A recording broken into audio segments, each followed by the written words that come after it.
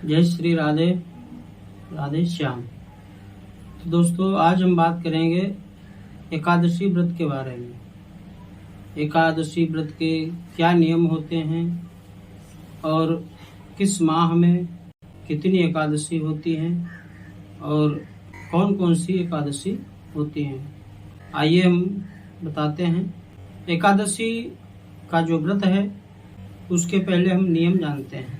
एकादशी के नियम क्या हैं? कहा गया है कि एकादशी के दिन ज्यादा क्रोध नहीं करना चाहिए और बताया गया है कि जो एकादशी का व्रत रखते हैं उनको दशमी के दिन लहसुन, प्याज और मसूर की दाल इत्यादि ऐसे भोजन जो हैं वो नहीं करने चाहिए। और बताया गया है कि रात्रि को, दशमी की रात्रि को ब्रह्मचर्य का पालन करें।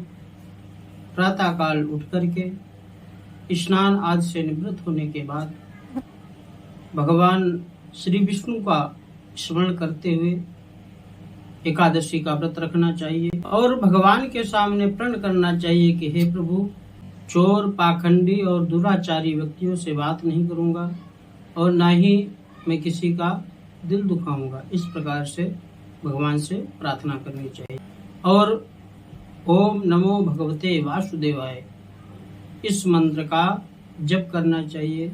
जितना हो सके उतना हरि नाम संकीर्तन करना चाहिए। प्रभु से प्रार्थना करें कि हे त्रिलोकीनाथ, आज इस प्रण को पूरा करने की शक्ति प्रदान करें। बताया गया है कि एकादशी के दिन बाल नहीं कटवाने चाहिए और न ही नाखून काटने चाहिए। और बताया गया है कि जितना हो सके एकादशी के दिन उतना शांत रहे, क्योंकि अधिक बोलने से मुख से कुछ ना कुछ किसी के लिए अशुद्ध शब्द निकल जाते हैं। इसलिए जितना हो सके उतना शांत रहना चाहिए और प्रभु का स्मरण करते रहना चाहिए। इस प्रकार से कुछ नियम बताए गए हैं और बताया गया है कि इस दिन हम जो भी फलाहार करते हैं सर्वप्रथम भगवान का भोग लगाएं। भगवान को भोग लगाने के बाद में उसका प्रसाद स्वयं पाएं, ऐसा बताया गया है। और एकादशी पूर्ण होने के बाद द्वादशी के दिन ब्राह्मण गरीबों को भोजन खिलाएं, उनको दक्षिणा दें और एकादशी का पारायण करें। ये सब नियम बताए गए हैं। तो आइए अब जानते हैं किस माह में कौन सी एकादशी आती है। तो सर्वप्रथम चैत्र माह पड़ता है। चैत्र माह में कामदा और पाप मोचनी एकादशी पड़ती है। बताया गया है कामदा एकादशी करने से राक्षसों से छुटकारा मिलता है और सभी कार्य सिद्ध होते हैं और पाप मोचनी एकादशी से सारे पाप नष्ट होते हैं और संकटों से छुटकारा मिलता है। वैशाख मास में बरूथनी और मोहिनी एकादशी होती है। बरूथनी सौभाग्य देने, सब पापों को नष्ट करने तथा मोक्ष देने वाली है, तो मोहिनी एकादशी विवाह, सुख, समृद्धि और शांति प्रदान करती है, साथ ही मोह माया से बंधनों से मुक्त करती है। और ज्येष्ठ मास में अपरा एकादशी और निर्जला एकादशी का व्रत किया जाता है। अपरा एकादशी व्रत करने से अपार सुखों की प्राप्ति होती है। जो भी हमारे कष्ट होते हैं उनसे हमें मुक्ति मिलती है। और निर्जला एकादशी करने से, निर्जला का मतलब निराहार, निराहार व्रत रह करके निर्जला एकादशी करें। निर्जला एकादशी करने से सभी कार्यों की प्राप्ति होती है। आषाढ़ माह में योगिनी और देवसैनी एकादशी आती है। योगिनी एकादशी करने से समस्त पाप दूर होते हैं और व्यक्ति पारिवारिक सुख प्राप्त करता है। और देवसैनी एकादशी सभी सिद्धि की प्राप्ति होती है करने से। यह व्रत सभी उपद्रवों को शांत कर सुखी बनाता है। श्रावण माह में कामिका और पुत्रदा एकादशी आती है। कामिका एकादशी का व्रत सभी पापों को नष्ट करता है एवं मनुष्य को कुयोनि से बचाता है। और पुत्रदा एकादशी करने से संतान सुख की प्राप्ति होती है। और भाद्रपद में अजा और परिवर्तनी एकादशी आती है। अजा एकादशी करने से पुत्र पर कोई कष्ट नहीं आता है एवं दरिद्रता दूर होती है।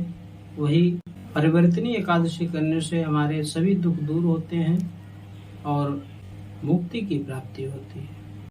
अश्विन माह में इंदिरा और पापांकुशा एकादशी आती है।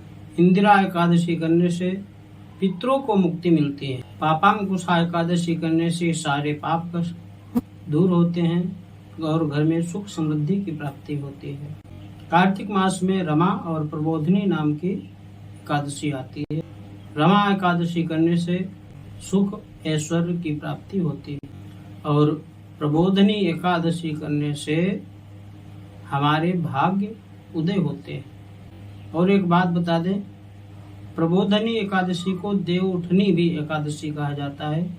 इस दिन माता तुलसी का विवाह किया जाता है। और मार्गशीर्ष में उत्पन्ना और मोक्षदा एकादशी आती है। उत्पन्ना एकादशी करने से 1000 अश्वमेघ यज्ञ करने का फल प्राप्त होता है। और मोक्षदा एकादशी मोक्ष को प्राप्त करती है। पौष मास में सफला और पुत्रदा एकादशी आती है। सफला एकादशी सफल करने वाली व्रत। सफला एकादशी व्रत करने से सभी कार्य सफल होते हैं और जिनको पुत्र की कामना है वो व्यक्ति पुत्रदा एकादशी का व्रत करना चाहिए। पुत्रदा एकादशी से पुत्र की प्राप्ति होती है। माघ मास में जया और खटतिला एकादशी का व्रत होता है। खटतिला एकादशी करने से दुर्भाग्य, दरिद्रता ये सब दूर हो जाते हैं, सारे सुखों की प्राप्ति होती है। जया एकादशी करने से ब्रह्म हत्या जैसे पाप नष्ट हो जाते हैं एवं मोक्ष की प्राप्ति होती है। फाल्गुन मास में विजया और आमलकी एकादशी आती है। विजया एकादशी करने से भयंकर परेशानी से छुटकारा मिलता है एवं शत्रुओं पर विजय प्राप्त होती है। और आमलकी एकादशी जिसमें आंवले का महत्व होता है, आमलकी एकादशी करने से व्यक्ति के सभी रोग दूर हो जाते हैं, ऐसा शास्त्रों में बताया गया। और वही बात करें, कभी कभी देखा होगा अधिक मास भी आता है, तो अधिक मास में 2 एकादशी और बढ़ जाती हैं जिनका नाम पद्मिनी और परमा एकादशी कहा गया है। पद्मिनी एकादशी सभी तरह की मनोकामनाओं को पूर्ण करती है। परमा एकादशी धन वैभव देती है, सारे पाप नष्ट होते हैं और उत्तम गति प्रदान करने वाली होती। इस प्रकार से 12 महीने में 24 और अधिक मास होने से 26 एकादशी हो जाती है, क्योंकि हर महीने में 2 एकादशी होती। और एक और बात बताएं, कहा गया है कि एकादशी को चावल नहीं खाने चाहिए। इसकी एक मान्यता है, बताया गया है कि एकादशी के दिन चावल खाने से मनुष्य रेंगने वाला जीव बनता है और वही द्वादशी को चावल खाने से जीव को मुक्ति मिलती है, ऐसा मानता है। तो आज के लिए बस इतना ही। आगे फिर मिलेंगे एक नए वीडियो के साथ में। श्री राधे श्याम।